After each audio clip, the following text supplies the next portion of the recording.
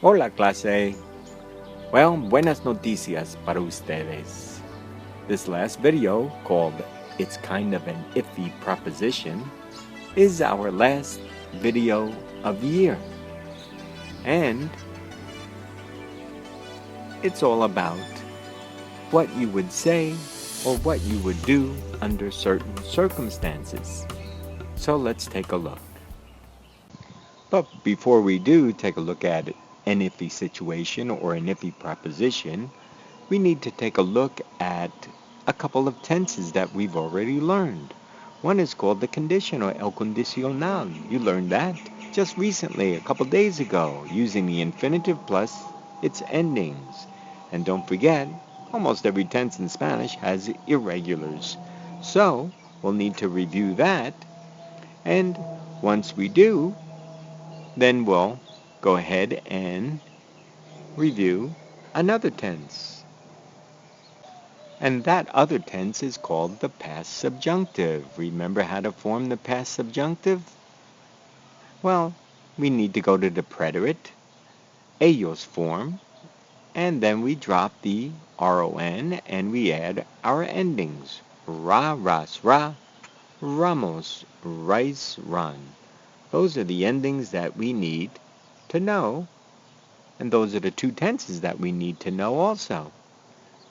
So we need the conditional and we need the past subjunctive. So an if clause or an iffy proposition is all about describing a condition or event upon which another condition or event depends. These sentences will use si, that's the clause, and the main clause. So we'll have a si clause and a main clause.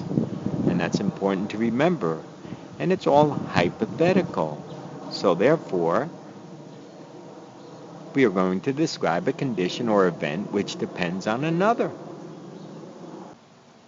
So clase, a hypothetical if clause expresses what would happen if an event or condition were to occur. This is called contrary to fact. For example, if I were a millionaire, what would I do? Well, if I were a millionaire, I would not teach at Xavier probably, but maybe I would, because I enjoy being with everyone. But if I were a millionaire, I certainly would, maybe I would travel a little bit more. So, it's contrary to fact because, as you know, I am not a millionaire, but maybe I will be one day. So, class A, the two tenses that are needed to make a contrary to fact situation, an iffy situation, the main clause, the conditional. You know how to form that. The if clause is the past subjunctive. Remember, some books call the past subjunctive the imperfect subjunctive. And so, we need those two tenses to form our iffy situation. So now let's take a look at some ejemplos right here. Si cambiaras de empleo serías más feliz. This right here is the main clause using the conditional. The if clause uses the past subjunctive. If you change jobs, you would be happier. It's contrary to fact. You may not change jobs, but if you did, you would be happier. Now, if clauses do not have to begin a sentence. They could be found at the end of a sentence, like, si tuviera el dinero, yo viajaría a Sudamérica.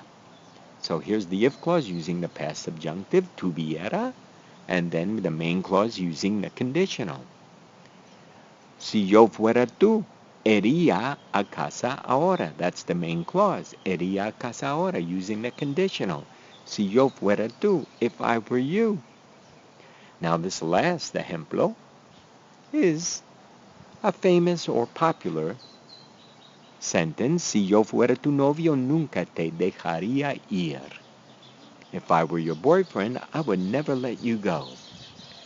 I will give 2 tarjetas to anyone who emails me the person who made that statement very, very popular. So you have a little bit of homework now. Expresión personal. I would like you to do this in your notebooks. You are going to develop your own if clauses depending on the model I give you right here. So, enseñar en Javier. I would say, si yo no enseñara en Javier, it's contrary to fact. If I didn't teach at Xavier, trabajaría en el Gran Cañón. Something like that. So, develop some if clauses, some hypothetical or contrary to fact situations using 1 through 6, estudiar español. So you'll say something like, if I didn't study Spanish, you don't have to have that negative. Maybe you would study something else. How about this one? If you didn't live in the United States, maybe you would live someplace else. Where would that be? And so on and so forth. So practice with these. Put these in your notebook. Muchas gracias y hablaremos en clase.